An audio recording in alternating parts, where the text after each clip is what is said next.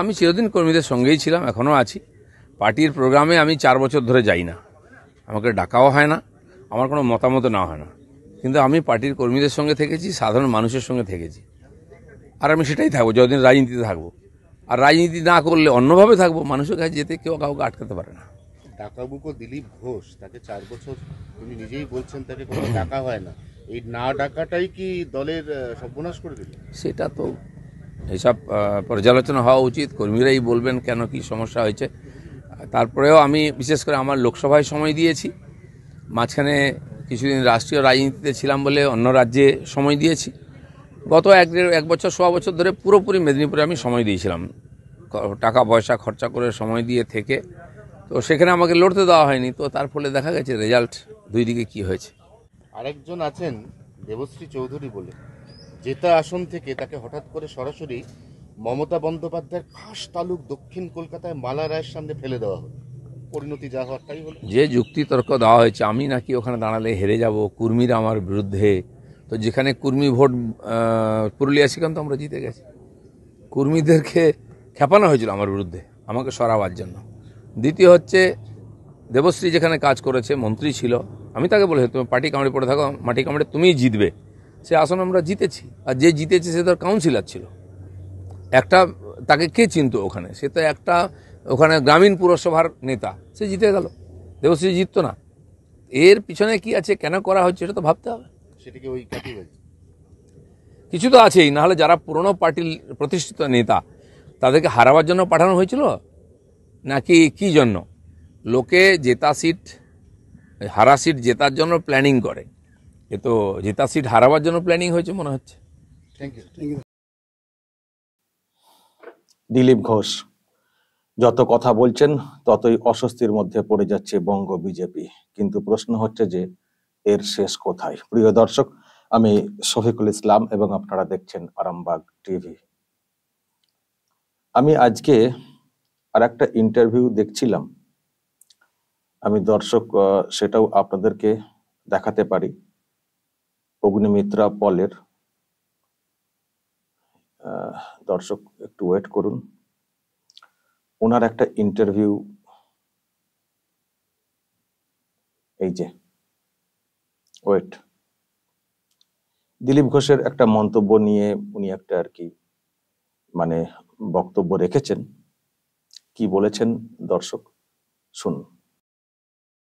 একটা জিনিস জানতে চাইবো, আজকে দিলীপ ঘোষ তিনি বলছেন যে যেদিন ঘোষণা হলো সেদিন অগ্নিমিত্রা পাল আমার কাছে এসেছিলেন, কথা বলল, তিনি বললেন দুর্গাপুর তিনি চেয়েছিলেন, বললেন দিলীপদা আপনি তো ভালোই ছিলেন, এই অদল বদল কেন করা হলো, এই প্রশ্ন সবার মধ্যে আছে।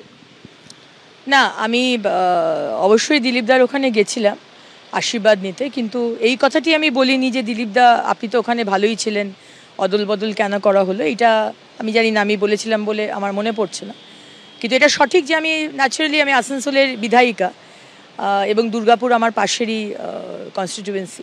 দুর্গাপুরে আমার শ্বশুরবাড়ি, বর্ধমানে শ্বশুরবাড়ি, দুর্গাপুরে আমার বাবার বাড়ি, সুতরাং সেইখানে এটা ন্যাচারালি মনে হয়েছিল।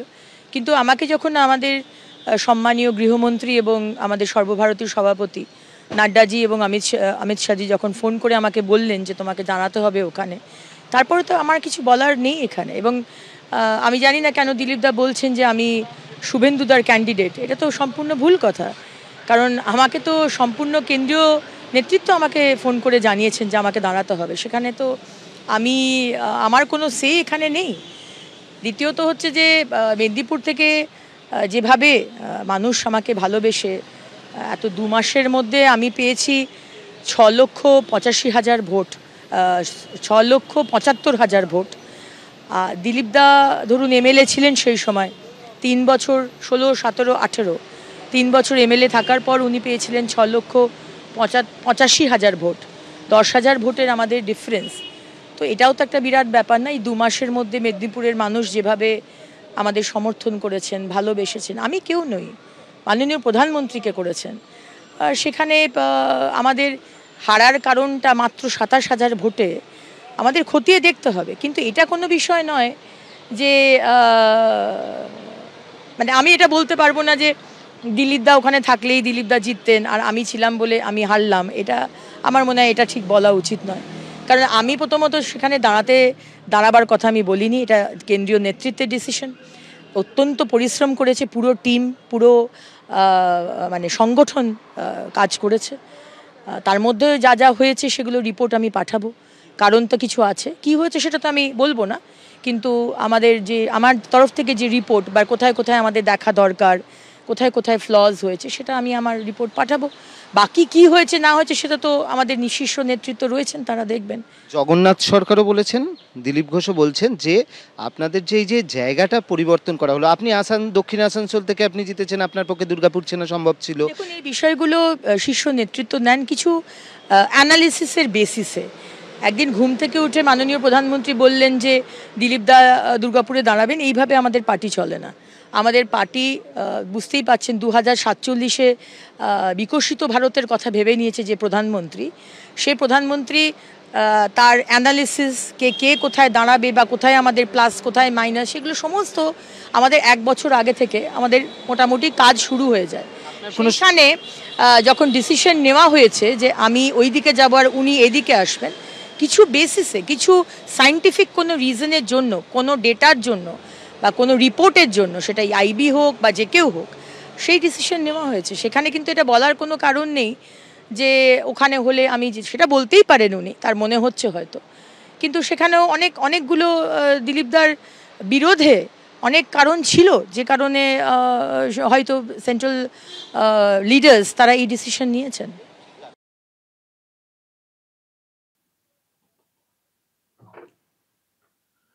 দর্শক, যেটা বুঝতে পারছি যে দিলীপ ঘোষ যেমন মুখ খুলছেন, এবার পাল্টাও সব মুখ খোলা শুরু হয়ে গেছে বিজেপির মধ্যে। কিন্তু এটা কি দলের পক্ষে ভালো হচ্ছে, এটা প্রশ্ন। দিলীপ ঘোষ সকালে প্রায় প্রত্যেক দিনই সকালে লাগাতার মন্তব্য করে চলেছেন। উনিও হেরেছেন, তো তার কারণ নিয়ে অনেক সব প্রশ্ন তৈরি হয়েছে, আর উনি মিডিয়ার সামনে বক্তব্য রাখছেন। সেখানে এমন কিছু মন্তব্য উঠে আসছে, তার পরিপ্রেক্ষিতে অন্যরা আবার রিয়াকশন দিতে শুরু করে দিচ্ছেন, যেমন অগ্নিমিত্রা পল দিয়েছেন।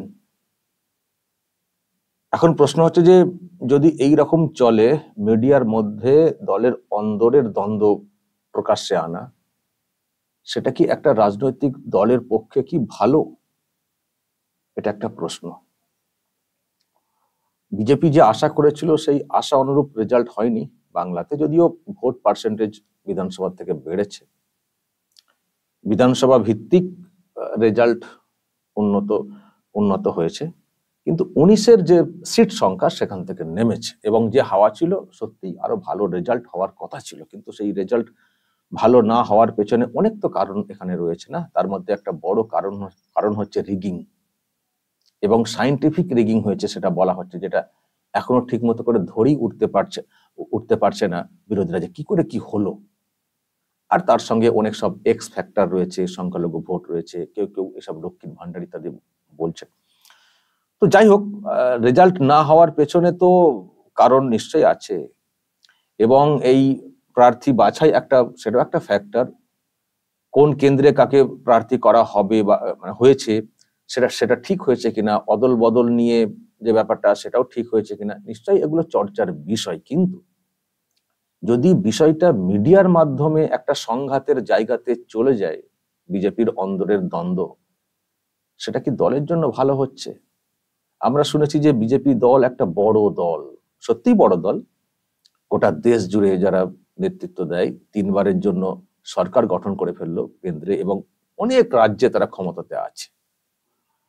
তো সেখানে এই হার নিয়ে, মানে সেই দলের অন্দরের ব্যাপার, এই রেজাল্ট নিয়ে সেটা প্রকাশ্যে এইরকম চলবে, লাগাতার চলবে। ইনি বলবেন, উনি বলবেন, তিনি বলবেন, আর মিডিয়ার লোকেদের যা কাজ একটু খুঁচিয়ে প্রশ্ন তৈরি করা, আর ওনারা সেই প্রশ্নের মুখোমুখি হবেন, আর লাগাতার প্রত্যেকদিন এই চলবে। সকাল থেকে উঠেই এই চর্চা হবে, বিজেপির অন্দরের দ্বন্দ্ব চর্চা হবে। তাহলে এই দলটা আগামী দিনে লড়বে কি করে? যদি এত কাদা ছোঁড়াছুড়ি শুরু হয়ে যায় প্রকাশ্যে মিডিয়াতে, যেখানে দলের এই যে হারটা কেন হলো সেটা অভ্যন্তরে চর্চার বিষয়, একটা দিক বের করার বিষয় যে কেন এটা হলো আর যাতে এটা না হয় সেটা দেখতে হবে। সেই বৈঠক কি এখনো পর্যন্ত হয়েছে? আমার তো মনে হয় না সেই বৈঠক হয়েছে। তার আগেই দেখছি সব সাংবাদিক বৈঠক হচ্ছে, নিজেদের মধ্যে বৈঠকের আগে সাংবাদিক বৈঠক চলছে, ইনি বলছেন উনি বলছেন তিনি বলছেন, এই করে এখন বেশ খোরাক হয়ে দাঁড়িয়েছে, মিডিয়ার খোরাক। আর শাসক তো, এই রাজ্যের শাসক তো বেশ মুচকি মুচকি হাসছে, বাহ খেল জমিয়ে দিয়েছে বিজেপির অন্দরে, বঙ্গ বিজেপির অন্দরে। তো সেটাই বলছি যে এটা কি খুব ভালো হচ্ছে ভবিষ্যতের জন্য?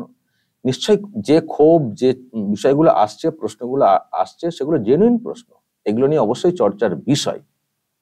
দলের অন্দরে যখন বৈঠক হবে সেখানে সেখানে তর্ক বিতর্ক একেবারে হই হই হয়ে যদি একটা সমাধান সূত্রে বের হয়ে আসে সেটাও মঙ্গলের, সেটাও ভালো। মানে কোন একটা সূত্র বের করার আগে যদি যুক্তি তর্ক তোলপাড় হয়ে যায় বৈঠকটা, সেটাও মঙ্গলের। কারণ প্রত্যেকের কথা বের করার একটা দরকার, মানে বের করা দরকার আছে, প্রত্যেকের কথা জানার দরকার আছে, প্রত্যেকের মতামত জানা দরকার আছে। কেন হলো না হলো একেবারে সব যার মনের কথা খুলে বলে দিন সেই বৈঠকে, বলে টলে একটা দেখবেন ঠিক রাস্তা বেরিয়ে আসবে।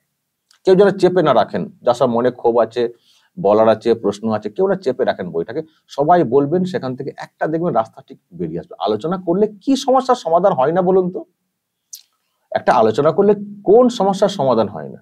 যা প্রশ্ন সেগুলো আলোচনা করা যেতেই পারে বৈঠক, কিন্তু বৈঠকে না না করে সাংবাদিক বৈঠকে করাটা, এটা কি ঠিক হচ্ছে?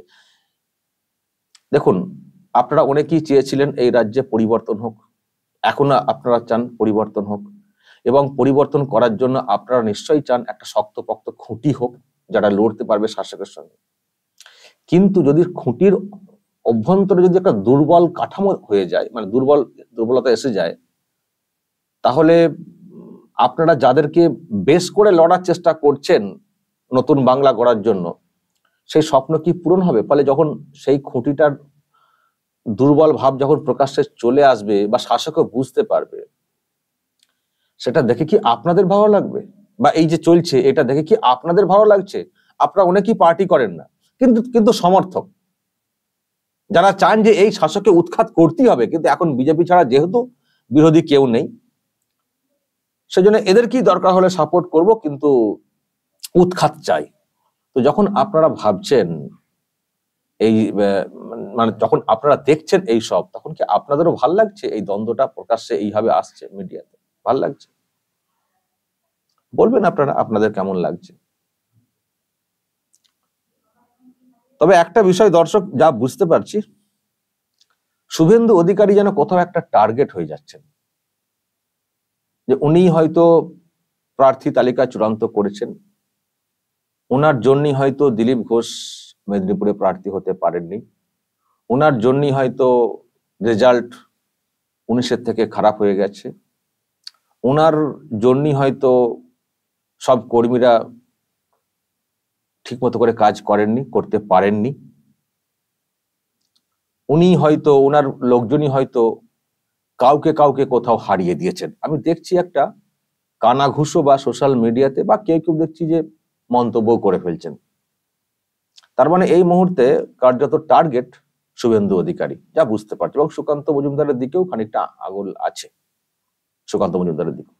কিন্তু মেন ফোকাস দেখতে পাচ্ছি আদি 90-এর একটা দ্বন্দ্ব প্রকাশ্যে আসছে, এবং সেখানে শুভেন্দু অধিকারীকে টার্গেট করা হচ্ছে।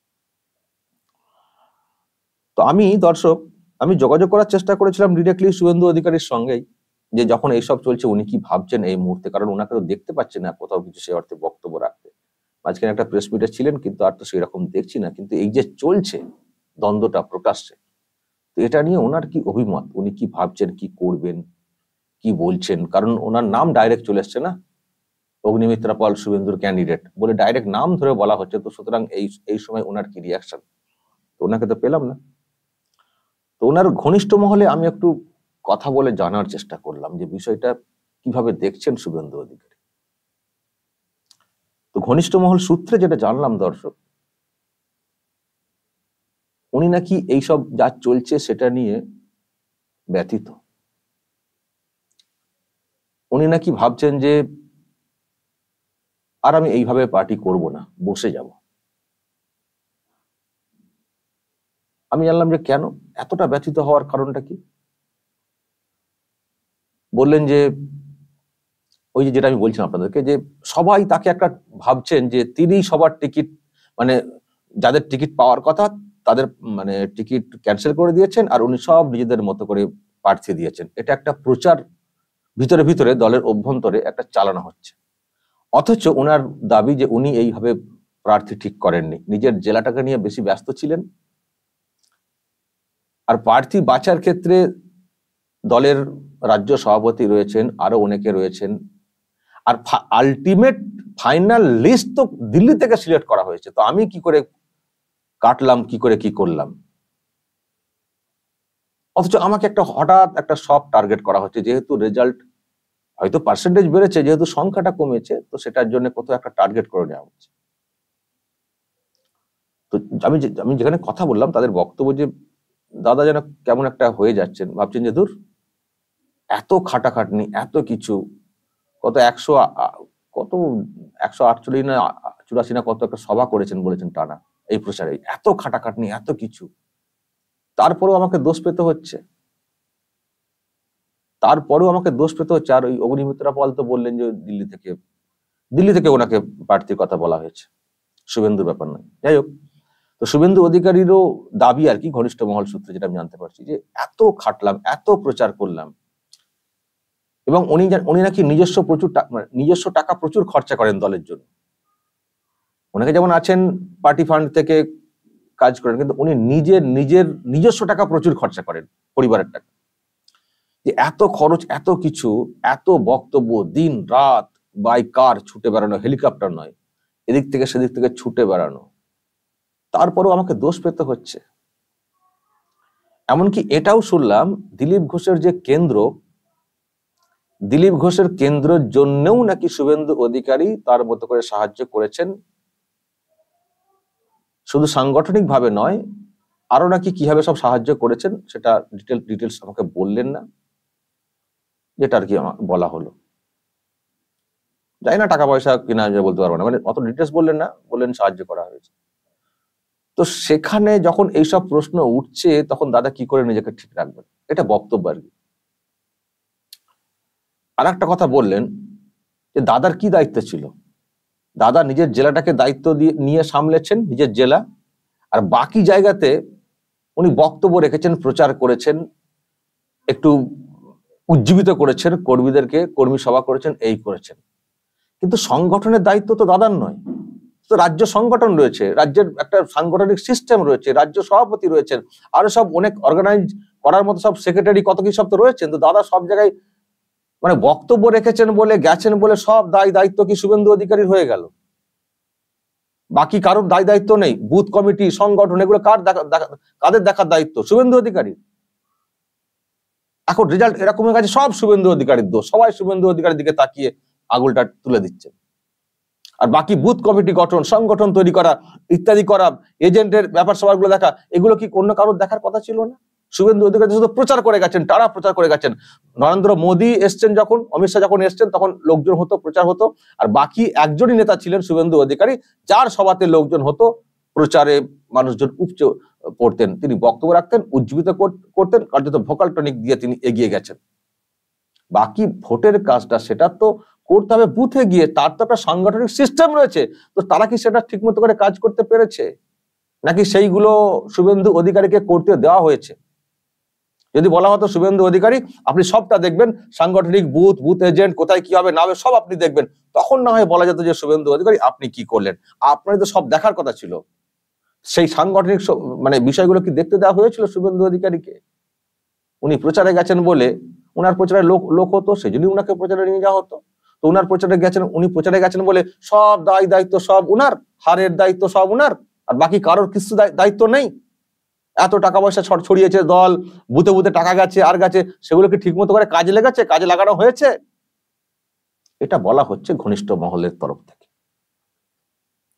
তো যেটা বলা হলো যে দাদা খানিকটা ভেঙে পড়েছেন বলতে নিজের জেলাতে ঠিক আছেন, জেলার নেতাকর্মীরা ঠিক আছেন, নিজের জেলাকে তো ধরে রাখতে পেরেছেন, এবং এটাও বলছেন যে শুভেন্দু অধিকারী যদি পারেন নিজের জেলাটাকে ধরে রাখতে, এত প্রতিকূল আবহাওয়ার পরেও কম চেষ্টা করেনি শাসক তমলুক এবং কাঁথিকে হারানোর জন্য, একেবারে উজাড় করে দিয়েছে সব রকম ভাবে তৃণমূল কংগ্রেস।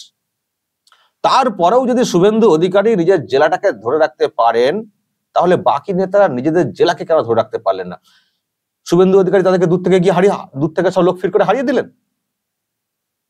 নিজের জেলাতে তো এমনকি এটাও খবর যে শুভেন্দু অধিকারীকে জব্দ করার জন্য বরং বিজেপির একটা অংশ নাকি লেগে পড়েছিল, তার ভাইকে হারাবে, তার তমলুকে জাস্টিস গাঙ্গুলিকে, প্রাক্তন বিচারপতিকে হারাবে, লেগে পড়েছিল। কিন্তু দাঁতে দাঁত চেপে নিজের জায়গাটা দখল করে তিনি কিন্তু দেখিয়েছেন যে আমি পারি।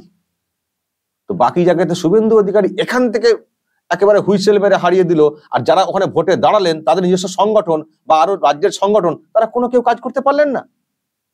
শুভেন্দু অধিকারী এখান থেকে হারিয়ে দিলেন, আর শুভেন্দু অধিকারীকে হারানোর জন্য তো অনেক চেষ্টা হয়েছিল, তিনি কি করে রুখে জয়টা হাসিল করতে পারলেন? সব হয়ে গেল শুভেন্দু অধিকারী দোষ, যে জায়গায় হেরেছে সব শুভেন্দুর দোষ। অথচ শুভেন্দু নিজের জায়গাটা জিতিয়ে নিয়ে দেখিয়ে দিয়েছেন। এত শাসকের এ থাকা সত্ত্বেও শাসকের এত নজর কোথায় ছিল, কোন সেন্টারে ছিল? তমলুক এবং কাঁথিতে যেটা ছিল, শুভেন্দুকে নিঃস্ব করার জন্য, প্রাক্তন বিচারপতির বিচারকে মিথ্যা প্রমাণ করার জন্য কম চেষ্টা হয়েছিল তাকে হারানোর জন্য। তো সব দোষ হয়ে গেল শুভেন্দু অধিকারী। তো এরপরে কাজের মানসিকতা থাকে শুভেন্দু অধিকারীর? তো সেই জন্য নাকি উনি খানিকটা মুষড়ে পড়েছেন, ভাবছেন যে দূর, টানা এইসব চলছে, এত চর্চা হচ্ছে, দলের কেউ কিছু বলছেন না, কাউকে মানা করছেন না, এইভাবে চলছে, আমার তো একটা প্রেস্টিজ রয়েছে, তো আমি কাহা তাক এইগুলো সহ্য করব। আর এটাও বললেন যে দল ত্যাগ করে শুভেন্দু অধিকারী এই যে তৃণমূল কংগ্রেস ছেড়ে যে এসছেন, সব থেকে ক্ষতি তো তার হয়েছে, কম সমস্যায় পড়তে হয়েছে পরিবারকে, কম হেনস্থা করা হয়েছে, এখনো কম হেনস্থা করা হচ্ছে, সব দিক দিয়ে তাকে মেরে ফেলার চেষ্টা হচ্ছে। এবং দল ত্যাগ করে অনেকেই এসেছিলেন, তারা তো অনেকে চলে গেছেন স্বার্থের কথা ভেবে। শুভেন্দু অধিকারী গেছেন এই দলটাকে নিজের দল হিসেবে মনে করে, দাঁতে দাঁত চেপে মামলা লড়ে ইত্যাদি করে লড়ে যাচ্ছেন। এবং একটা সময় এমন হয়েছিল বিজেপি তো মানে চুপ হয়ে গেছিল, সেই সময় সামনে থেকে লড়াই করে এই 21-এর পরে কে দলটাকে সামনে এগিয়ে নিয়ে আসছেন? শুভেন্দু অধিকারী। আর তাকে আজকের দিনে এইরকম দোষ পেতে হচ্ছে 19-এর সঙ্গে তুলনা করে। 19-এর ভোট আর এই 24-এর ভোট একভাবে ভোট হয়েছে। 19-এর ভোটে এত কারচুপি ছিল, 19-এর ভোটে এত সায়েন্টিফিক রিগিং ছিল, 19-এর ভোটে কি আইপ্যাক ছিল, 19-এর ভোটে কি এই পিকেদের মতো লোক ছিল, কৌশলী লোক ছিল? কেউ ছিলেন? তখন নর্মাল পলিটিক্স যেমন হতো, নর্মাল পলিটিক্স অনুযায়ী ভোট হয়েছে। তখন মানুষের হাওয়া গেছে, ভোট দিয়েছেন, ভোট বেরিয়ে গেছে। এত কারচুপি ছিল ওই সময়, এত কিছু তাকে ভাবতে হয়েছিল একটা সময় তৃণমূল কংগ্রেসকে। তখন মানুষের সমর্থন ছিল, তারা সমর্থন অনুযায়ী চলতেন নেতারা। যত কারচুপি শুরু হলো কবে? 19-এর রেজাল্টের পরে, যখন তৃণমূল কংগ্রেস ভাবলো যে আর মনে হচ্ছে আমাদেরকে টেকা যাবে না, তখন পিকে কে ভাড়া করে নিয়ে এলো। শুরু হয়ে গেল দিদিকে বলো, অমককে বলো, তমককে বলো, এইসব, তারপর নানান সব ফলস ভিডিও ইত্যাদি মানুষের মনে এইসব করা, কানে ঢোকানো, বিষ ঢোকানো শুরু হয়ে গেল। সেটা করে 21-এ তারা জয় হাসিল করলো। আর সেম প্যাটার্নে আরো ডেভেলপ করলো। পিকে হয়তো নেই, তার সংস্থা কাজ করেছে আইপ্যাক, তাকে কাজে লাগিয়ে এটা 24-এর ভোটটাতে হাসিল করলো। তার সঙ্গে তো অনেক কৌশল তো আপনারা শুনছেন। ফলে এবারের ভোট কৌশলের বিরুদ্ধে ভোট, আর 19-এর ভোট ছিল নর্মাল পলিটিক্স যেমন হতো সেই আবেগের ভোট ছিল। ফলে ভোটের প্যাটার্নটাও তো চেঞ্জ হয়েছে। যেটা মনে করা হচ্ছে, কেউ বলছেন যে, আমি কতগুলো কথা ভেঙে দিচ্ছি, যে দিলীপ ঘোষ থাকলে মনে হচ্ছে আরো ভালো রেজাল্ট হতো, দিলীপ ঘোষ থাকলে আরো ভালো রেজাল্ট হয়ে যেত। এটা আপনারা নিশ্চিত বলতে পারবেন? 19-এর দিলীপ ঘোষের আমলে যে ভোট ছিল, 24-এ সেইভাবে ভোটটা হয়েছে, শাসক সেইভাবে ভোটটা করিয়েছে। ফলে এখানে অন্য কারণ। আমি দিলীপ ঘোষের নেতৃত্ব নিয়ে কোনো প্রশ্ন তুলছি না। খুব ভালো লিডার, খুব ভালো কথা বলেন, মিডিয়া অ্যাট্রাকশন আছে, লড়াই করার ক্ষমতা রাখেন। কিন্তু প্রশ্ন অন্য জায়গাতে, যারা পরিবর্তন চাইছেন, বাংলার মানুষ যারা এই বিজেপিকে শক্তপোক্ত দেখতে চাইছেন, কারণ যেহেতু অন্য কোনো দল নেই, এটাও বলছি আপনাদেরকে, যদি পাশাপাশি অন্য কোনো শক্ত দল থাকতো, এই বিজেপিকে দেখতেন মানুষ কিন্তু আর সেইভাবে নিতেন না, ওই দিকে চলে যেতেন। কারণ মানুষ চাইছেন পরিবর্তন, যে পরিবর্তন করতে পারবে তার দিকে। তো এই মুহূর্তে বিজেপি শক্তপোক্ত আছে বলে বিজেপির প্রতি সমর্থন যেহেতু বাম কংগ্রেস জায়গা করতে পারেনি এখনো পর্যন্ত। ফলে এবারের লড়াইটা কিন্তু টাফ ছিল, অন্য লড়াই ছিল, অভিষেক ব্যানার্জিদের অন্য কৌশল ছিল। আপনারা তো খানিকটা তো বুঝতেও পারছেন যে এবারের ভোট, 21-এর ভোট থেকে কেমন ভোট শুরু হয়েছে। এটাকে লড়তে গেলে আরো অনেক প্ল্যানিং, অনেক কিছু করতে হবে, পলিসিগত চেঞ্জ করতে হবে, সেটা অন্য বিষয়। কিন্তু সবকিছুকে 19-এর ভোটের সঙ্গে তুলনা করে এ করলে হবে না, বরং 21-এর পরে 24-এ ভোট পার্সেন্টেজ যে ধরে রাখা গেছে এটাও কিন্তু বলতে হবে। সিট সংখ্যা হয়তো কমেছে, তার অনেক কারণ রয়েছে, কাউন্টিং তো একটা বড় ফ্যাক্টর বলেছি। 5-6টা সিট তো বেকার চলে গেছে, এই যে কোচবিহার, নিশীথ প্রামাণিক, আরামবাগ, তারপরে কিছু কিছু সিট আর কি যেগুলো বেকার চলে গেছে, লকেট, সব বেকার চলে গেছে। এই সিটগুলো কিন্তু বের করা খুব সহজ ছিল, মানে সহজ বলতে সহজ তো নয়, সহজ হলে তো হয়ে যেত, মানে এগুলো বের হয়ে যাওয়ার কথা ছিল। তো যাই হোক, ভোট পার্সেন্টেজ বেড়েছে, কেন এগুলো বের হয়নি, কি ছিল শেষ পর্যন্ত, কি হচ্ছে না হচ্ছে, এগুলো অবশ্যই পর্যালোচনা করার দরকার রয়েছে, যাতে করে আগামী দিনে নির্বাচনটা ভালো করে করা যায়। কিন্তু যদি এই মিডিয়া যুদ্ধ হয়ে যায় নিজেদের মধ্যে, তাহলে নিচে যারা কাজ করছেন তারা কি করে কাজ করবে? তাদের মনেও তো একটা বিভ্রান্তি তৈরি হচ্ছে, একে অপরের বিরুদ্ধে তাদের তো একটা রাগ তৈরি হচ্ছে। কে ভাবছেন যে দিলীপ ঘোষ ভালো, কে ভাবছেন শুভেন্দু অধিকারী ভালো, কে ভাবছেন দিলীপ ঘোষ খারাপ, কে ভাবছেন শুভেন্দু খারাপ, কে ভাবছেন সুকান্ত খারাপ। তো যদি এইরকম হয় তাহলে কি করে সমাধানটা আসবে? তাহলে কি করে শক্তপোক্ত হবে দলটা? তো এইসব প্রশ্ন তৈরি হয়েছে। দর্শক, আমি কথাগুলো বলছি, হয়তো কেউ খারাপ ভাবতে পারেন, কিন্তু খারাপ ভাবার ব্যাপারটা নয়। অ্যাকচুয়াল সমাধান চাইছি আমরা, যারা চাইছি যে এই বাংলা মুক্ত হোক। সকলে কাজ করুন, শুভেন্দু অধিকারী, দিলীপ ঘোষ সবাই কাজ করুন, সুকান্ত মজুমদার সবাই কাজ করুন, কিন্তু কাজটা হোক একমুখী, এক কাছে বসে আলোচনা করে সমাধান সূত্র বের করে কাজটা হোক। যেন কেউ কারোর প্রতি গোসা না করুন, আর কেউ না চুপ করে বসে যান। আচ্ছা দর্শক, যদি শুভেন্দু অধিকারী বসে যান এই মুহূর্তে যে সত্যি আমি কাজ করবো না, কি হবে? ওই বিরোধী দলনেতা আছি, যাবো চলে আসবো, যেমন অন্য সময় অন্য বিরোধী দলনেতা ছিলেন অন্যান্য দলের, যাবো আসবো চলে যাবো, সেটা কি আপনারা চান? যারা পরিবর্তনকামী চান শুভেন্দু অধিকারী চুপচাপ বসে যান? তাতে করে কি বিরাট রেজাল্ট হয়ে যাবে বিজেপির? হয়ে যাবে। আজকালকার সিস্টেমে অভিষেকের সঙ্গে লড়ার জন্য আমি বারবার বলছি, 19-এর ভোট আলাদা ছিল, 21-এর ভোট থেকে মানে অন্য প্রসেস শুরু হয়েছে, অনেক টাফ হয়ে যাবে। শুভেন্দু অধিকারী যদি বসে যান, ধরুন দিলীপ ঘোষকেই রাজ্যের দায়িত্ব দিয়ে দেওয়া হলো, হয়ে যাবে সেই রেজাল্ট। দিলীপ ঘোষ একজন যোগ্য লিডার, শুভেন্দু অধিকারী আরো একজন ভালো লিডার, যোগ্য লিডার, সুকান্ত আছেন যোগ্য লিডার, সব আছেন। কিন্তু যদি একসঙ্গে সবাই মিলে লড়েন, তার থেকে ভালো কি কিছু হতে পারে? কে কোথায় বসলেন তার থেকেও যেভাবে এখন শাসক লড়ছে, তাদের সঙ্গে লড়াইয়ের মোকাবিলা করতে গেলে কি কি করণীয়, সেটা সবাই একসঙ্গে বসে ঠিক করুন। আর যেসব সমস্যা হয়েছে সেগুলোকে বসে আলোচনা করে ঠিক করুন, তবেই তো বাংলার মানুষ যেটা চাইছেন সেটা হবে। তো যাই হোক, যেটা আমি বলছিলাম যে শুভেন্দু অধিকারী খানিকটা নাকি মুছড়ে পড়েছেন, এবং এটাও শুনছিলাম উনি নাকি এখন দিল্লি যাবেন না ঠিক করেছেন। আমি জানলাম যে কেন দিল্লি যাবেন না? দিল্লি তো ওনার যাওয়ার কথা ছিল, শুনছিলাম বলেছেন না উনি দিল্লি যাবেন না যতক্ষণ না মন্ত্রিসভা ঠিক হচ্ছে। কেন বলছেন? এটাই কারণ এরপর যদি উনি মাঝখানে একবার দিল্লি চলে যান, তারপর যদি কেউ বাংলা থেকে মন্ত্রী হলেন, সবাইকে তো আর মন্ত্রী করা যাবে না, 12 এমএলএ কে তো এমপি কে তো মন্ত্রী করা যাবে না, নিশ্চয়ই 2-3 হতে পারেন, বাকিরা হবেন না।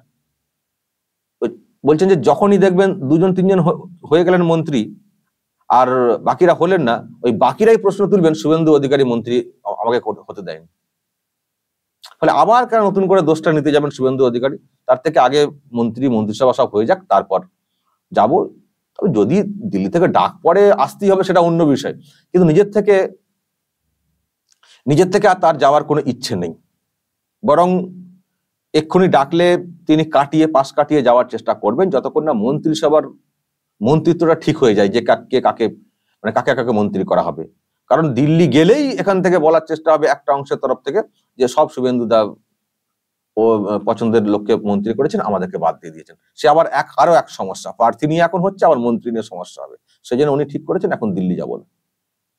এখন দেখা যাক, যদি উপর থেকে ভালোভাবে ডাকা হয়, না আসতেই হবে, অমিত শাহ যদি ডাকেন, তিনি তো আর বেশি পাশ কাটাতে পারবেন না, দেখা যাক পাশ কাটিয়ে থাকতে পারেন না, যেতে বাধ্য হন, সেটা দেখতে হবে। কিন্তু প্রশ্ন হচ্ছে যে এই ধরনের মন ভেঙে যাওয়া মানসিকতা কেন তৈরি হবে? যদি লোকটির অন্য দলে চলে যাওয়ার ব্যাপার থাকতো, বা তৃণমূল কংগ্রেসে ফিরে যাওয়ার যদি ব্যাপার থাকতো, যদি লড়াই করার মানসিকতা শাসকের সঙ্গে না থাকতো, তাহলে এতভাবে দাঁতে দাঁত চেপে লড়তেন, এত সহ্য করে লড়তেন? এটাও তো ভাবতে হবে। আর শুভেন্দু অধিকারী চলে যাবেন, তাতে বিজেপির দলটার বিরাট হাল ফিরে যাবে, সেটাও কি ভাবা যায়? দর্শক বলবেন, আমি অনেকগুলো প্রশ্ন রাখলাম এবং শুভেন্দু অধিকারী সম্পর্কে আপনাদের কৌতূহল হয়তো অনেক তৈরি হয়েছে। আমি জাস্ট ভিতরের একটা গল্প বললাম, যদিও আমি আবারও বলছি শুভেন্দু অধিকারীর সঙ্গে আমার কোনো কথা হয়নি, কিন্তু আমি যেটা বলতে চাই, যা চলছে মিডিয়া যুদ্ধ, এটার একটা স্টপ হওয়া উচিত, এটার একটা স্টপ হওয়া উচিত। এবং কেন্দ্রীয় নেতৃত্ব তো আছেন, লোকে হয়তো তারা ব্যস্ত রয়েছেন এখন মন্ত্রিসভা নিয়ে, কিন্তু তাদেরও দেখা উচিত এটা চলতে পারে না। সামনে বড় লড়াই, এই লড়াইটাও ঠিক আছে, কিন্তু 26-এ বড় লড়াই এবং এখনকার লড়াই খুব টাফ, আমি বারবার বলছি। তো সেখানে লড়াইকে সামনে রেখে একটা সমাধান সূত্র বের করুক। তিনজনকে, এখন তো তিনজনকে নিয়ে কথা হচ্ছে, শুভেন্দু, সুকান্ত আর দিলীপ, তিনজনকেই এক সূত্রে বেঁধে কিভাবে কি করা যায় তার একটা রাস্তা বের করুক, বের করে একটা সমাধান সূত্রে আসুক। কারণ দল থেকে কেউ সরে যাবেন, বসে যাবেন, এটা নিশ্চয়ই কর্মীরা কেউ চাইবেন না। সবাই সমাধান সূত্র করে একভাবে যাদের লড়া যায়, আর যাতে নিজেদের কোন্দলে যাতে না হাসাহাসি করে শাসক, সেটা বন্ধ হওয়া উচিত। কারণ এই সুযোগে ওই উস্কানি দেওয়া, একটু ফুসফুস করা, কাছে টানার চেষ্টা, এইসব করে সাবোতাজ করিয়ে দেওয়ার একটা বড় সুযোগ থাকে এদের কাছে, শাসকের কাছে।